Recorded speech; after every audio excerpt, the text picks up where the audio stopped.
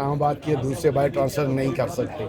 اس لیے کائنڈلی آپ high court کے جو انسٹرکشنز ہیں، اسلام آباد ہائی کورٹ کے انسٹرکشنز، اس کو فالو کریں اور ان کو ہائی کورٹ بھیجوا دیں. تو مہربانی جج صاحب کی، انہوں نے اپنے آرڈر میں لکھ دیا ہے کہ میں اس کا ریمانڈ نہیں دے سکتا، اس کو اسلام آباد ہائی کورٹ لے جائیں. اب وہ ادھر سے پولیس اس کو لے گئی ہے، کل بھی 6 بجے سے اس کو اغوا کیا ہوا ہے.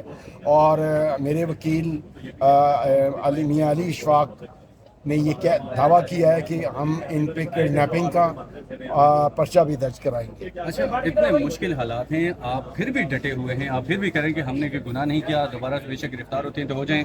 ابھی آپ صنم جاوید سے بات بھی کر رہے تھے، بڑے آپ جذبے سے آپ بات کر رہے تھے، کیا کہیں گے؟ دیکھیں ڈیفینیٹلی اس کا پہلے دن سے یہ موقف ہے، جب میں نے کسی کو جرم نہیں کیا، میں پی ٹی آئی کا حصہ نہیں تھی. آپ مجھے بغیر قانونی طور پہ عمران خان صاحب کے خلاف بادام آپ گواہ بنانا چاہ رہے ہو یا اس کے خلاف سٹیٹمنٹ دینا چاہ رہے ہو. میں پی ٹی آئی کا حصہ نہیں تھی، میں سوشل میڈیا ایکٹیوسٹ تھی، میں عمران خان کو پسند کرتی ہوں، میں ان کا تنظیم کا حصہ نہیں تھی، میں کیوں کوئی بیان دوں؟ تو اس لیے ظاہر ہے میں نے اپنے بچوں کو یہ سمجھایا ہوا ہے کہ آپ کی زندگی اور رزق جو ہے وہ اللہ کے ہاتھ میں ہے. آپ نے نہ کسی سے ڈرنا ہے اور نہ جھوٹ بولنا ہے. نہ ہم نے کبھی، نہ میں نے، نہ میرے بیٹے نے، نہ میری بچوں نے کبھی ہم نے جھوٹ نہیں بولا. میں نے اپنے بچوں کو پوری زندگی میں ایک لقمہ حرام کا نہیں کھلایا، اور ان کے ڈی این اے میں کوئی فرق نہیں ہے. وہ اپنے باپ کی اولاد ہیں اور مجھے اس پہ فخر ہے کہ وہ میری اولاد ہیں، اور وہ کبھی بھی کوئی ایسا کام نہیں کریں گے جس سے مجھے یا ان کے خاندان کو کوئی. اگر اسلام آباد ہائی کورٹ ریلیز کر دیتی ہے، دوبارہ سے پولیس گرفتار کرنے آ جاتی ہے، پھر کیا کریں گے؟ ہم پھر اس کو پولیس کے حوالے کریں گے، ہم پھر لیگل لڑائی لڑیں گے. ہم قطعی طور پہ چھٹیں گے نہیں. ہم پچھلے 14 مہینے سے میں خود اسے جیل سے باہر لاتا ہوں. جیل کے باہر کھڑے ہوتے ہیں، ہم ان سے صرف ایک کویشچن کرتے ہیں جو ہمارا لیگل رائٹ ہے کہ آپ ہمیں بتا دیں کہ اس کو اب آپ کہاں لے کے جا رہے ہو. اور جب وہ کہتے ہیں کہ جی ہم فلاں جگہ لے کے جا رہے ہیں، تو میں اسے اس کے ماتھے پہ پیار کرتا ہوں اور اسے کہتا ہوں کہ تم نے گھبرانا نہیں، جاؤ میں تمہارے پیچھے آ رہا ہوں. اور آج تک ایسا ہی ہوا. ٹھیک ہے، بہت شکریہ، تھینک یو جی. تو یہ سارا تو ان پہ لگے گا. یہ سارے کے سارے جو ہارے ہوئے لوگ ہیں، جو جھوٹے قرآن، جھوٹے اللہ اٹھا کے وہاں پر بیٹھے ہوئے ہیں، یہ پتہ نہیں کس منہ سے لوگوں کو فیس کرتے ہیں، کس منہ سے یہ اللہ کو جسٹیفائی کرتے ہیں، کس طریقے سے یہ جو ہے رات کو سوتے ہیں بستر پہ. یہ تو بستر مارگ پہ بھی آئیں گے تو ان کو پتہ چلے گا کہ جو انہوں نے جھوٹے قرآن، جھوٹے اللہ اٹھائے ہیں، لوگوں کے مینڈیٹ پہ ڈاکہ ڈالا ہے. یہ تو منہ بولتا سنتا. باقی عطا تارڑ کو ضرور کہہ دوں کہ عطا تارڑ کے بارے میں کہ کیا پدی اور کیا پدی کا شوربہ. تمہارے بڑے بڑے کچھ نہیں کر سکتے، ہو ہی نہیں سکتا. سر پارلیمان پہ لے جا رہے ہیں مسئلہ، پھر دیکھیں پارلیمان میں نظام خلاف ہے. پارلیمان میں دیکھیں نظام خلاف ہے تو ہر چیز تو ہمارے حق میں ہو رہی ہے. اللہ کا نظام ہے نا، نظام.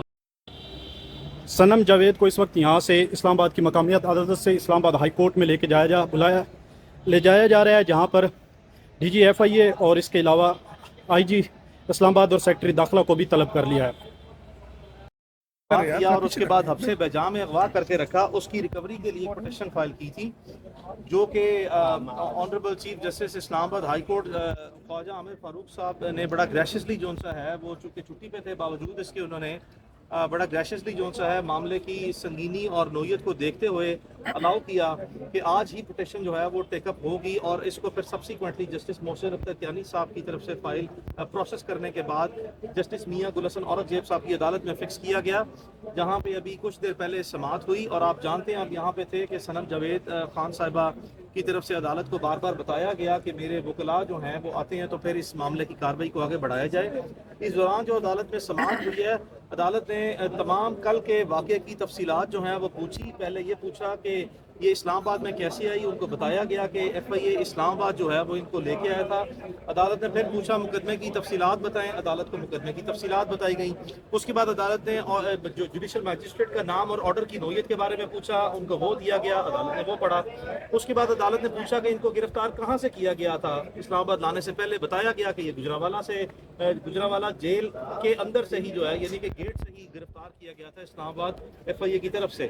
اس کے بعد پوچھا کہ گجرانوالہ کے جو ہے وہ کس کیس میں بند تھی. تو عدالت کو روبرو تمام مفصل جو اپنا ایک دلائل ہیں، وہ جب سے پچھلے 10 مئی 2023 سے یہ گرفتار ہیں، اسی وقت سے جو ہے وہ تمام کی تمام تفصیلات تمام مقدمات کی، کہ لاہور کے دہشت گردی کے 7 مقدمات، सरगोदा के दहशत गर्दी के 3 मुकदमात और गुजरांवाला की दहशत गर्दी की दफात के तहत एक दर्ज हुए मुकदमे और उसकी तमाम तर बाद अदालती कार्रवाई और उसका मंतकी अंजाम आज की हद तक यानी कि लीगल प्रेजेंट स्टेटस जो है वो हाईलाइट किया गया कि कितने मुकदमात में ये इस वक्त इसको खारिज कर दिया गया, मुकदमात को डिस्चार्ज हो चुकी है, या कितने मुकदमात जो हैं उसकी हद तक इस वक्त सनम Javed Khan post arrest bell पे है। फिर जब अदालत ने पूछा कि ये किस तरह हुआ तो मैंने बताया कि अदालत में कल तकरीबन 5:30 से 6 बजे के दरमियान इसको यहाँ से इसी कोर्ट की जुडिशल कॉम्प्लेक्स से प्रेमिसेस से रिलीज़ किया गया। उसके बाद वो अपने लॉयर के दफ्तर यानी कि मेरे दफ्तर में जो सब मौजूद थी, उनके पेरेंट्स साथ थे, उनके दीगर वकला या उनके जो आपकी सहाफ़ती बरादरी के लोग थे वो भी मौजूद थे। और बाद हमें बताया गया कि इस वक्त जो है वो सनम जावेद को लेने के लिए बाहर पुलिस का एक मोमेंटम बिल्डअप होना शुरू हो गया, मुख्तलिफ थानों की पुलिस इकट्ठी होना शुरू हो गई है। तो सनम जावेद खान साहिबा, उसकी फैमिली और उसके वकला के पास 2 तरह की जो है वो उस वक्त रास्ते थे। कुछ लोगों का, हमारे दोस्तों का ख्याल ये था कि इसको यहाँ से कुछ दीवार फैला के जो है वो भेज दिया जाए। किसी का ख्याल ये था कि इसको यहाँ से किसी भी तरह जो है वो गाड़ी से निकाल के कोई प्रोविंस ऑफ KPK की हदूद में भेजा जाए। फिर जब हमने कलेक्टिव अप्रोच और कलेक्टिव विजडम को अप्लाई किया तो हमारा हक़ी फैसला ये हुआ कि सनम जावेद खान ने जिस दिलेरी से, जिस मुस्कुराते चेहरे के साथ और जिस तरह का किरदार जो है वो पिछले 14 महीने में जिस मज़ाहमत का, जिस इस फैशिज़म का, जिस मज़ाहमत से जो है एहतराम से जो सामना किया है, उसकी मौजूदगी में अभी हाई कोर्ट ले जाया जा रहा है, क्या कहिएगा इस वक्त इस्लामाबाद हाई कोर्ट ने कैटेगोरिकल ऑर्डर पास कर दिया, डायरेक्शन दी है कि आप सनम जावेद खान साहिबा को 5 बजे अदालत में पेश करें। पुलिस अफसरान के खिलाफ DGFIA को बुला लिया है, IG इस्लामाबाद को बुला लिया है, सेक्रेटरी दाखिला पाकिस्तान को बुला लिया है और वाज़ेह हुक्म है कि उसको इस टेरिटोरियल जुरिस्डिक्शन में से रिमूव नहीं किया जाएगा, इस्लामाबाद की हदूद से किसी सूरत बाहर नहीं ले जाया जाएगा। प्रोसिक्यूशन और उनका वर्जन जो है that can wait and for the moment their version can go to hell। अभी वो इंतजार कर सकते हैं क्योंकि Islamabad high court is a superior court, it's a constitutional court. जो उनका इस वक्त ऑर्डर आ चुका है that supersedes, that overtakes all the orders of the subordinate court and as well as the version or so-called version of the prosecution। There is no prosecution, this is the state persecution with which they have reached to this situation। so हमें इंशाल्लाह बहुत ही अच्छे आज अदालत से order आने की उम्मीद है कि हम एक मरतबा फिर इसको रिहा कराएंगे। और सवाल ही पैदा नहीं होता कि सनम जावेद खान या उसकी फैमिली इन तमाम मुकदमात में किसी भी जगह पे आगे लग के भागे। हमने मौजूद और खड़े रहेंगे। मियां साहब कोर्ट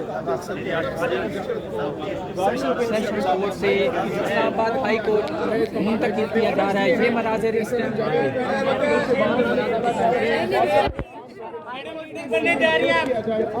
बन गई है हाई कोर्ट चलो हाई कोर्ट चलो।